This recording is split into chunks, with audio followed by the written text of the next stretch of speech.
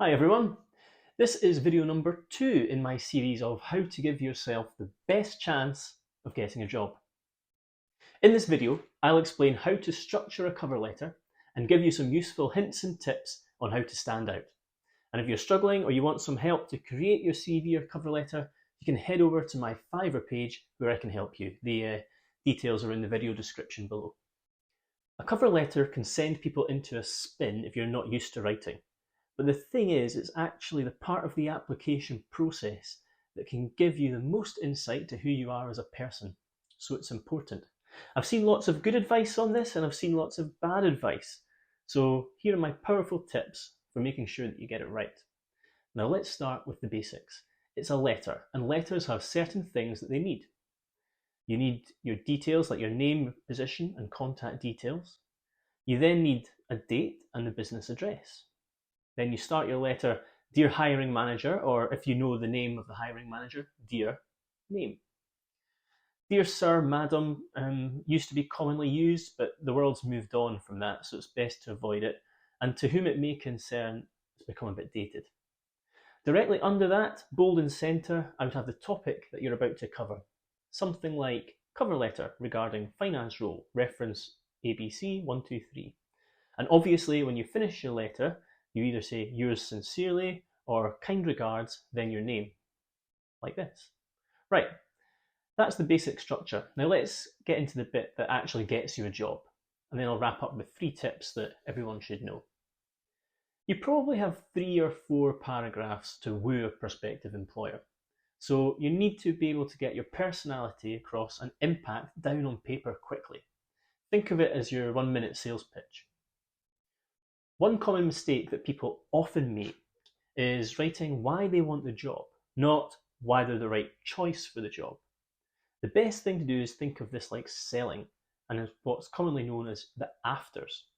By that I mean think about why the hiring manager would be better placed after hiring you.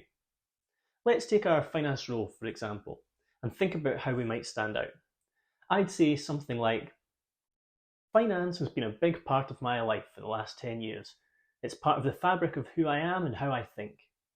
This tells the reader that you're experienced, and to you it's more than just a job. I'd follow this up with, I fully appreciate that the role is more than simply having the skills and experience to do the role well.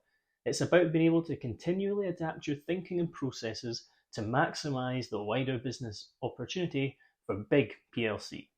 That's the fictional name that I'm giving this company. This shows that you can think outside the box and not just do the day-to-day role, and people start to see how you fit into the broader business. It starts to help the hiring manager see where you might be useful. Next, I would try to demonstrate that you know a little bit about the business and that you're aligned to their objectives.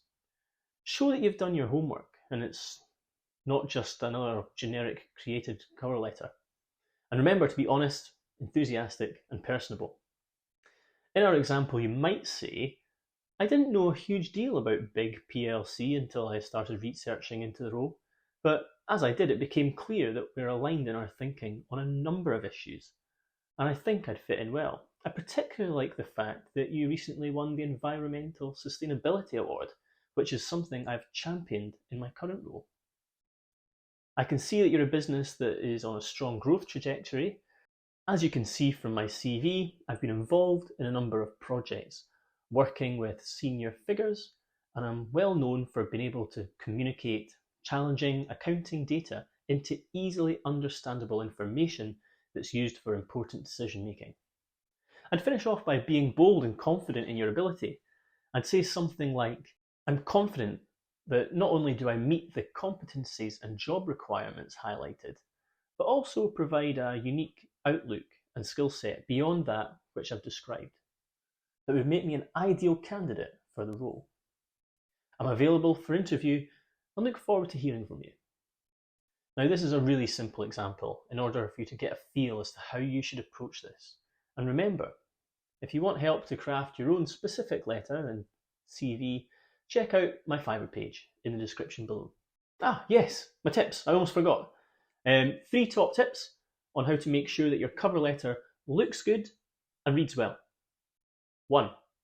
Think about the use of white space Look at the layout here. Having good spacing and some nice clean white space makes it easy and appealing on the eye. Get rid of big blocks of text. Next, use simple words and write short, simple sentences. This isn't the time to show off your vast vocabulary. Keep sentences punchy.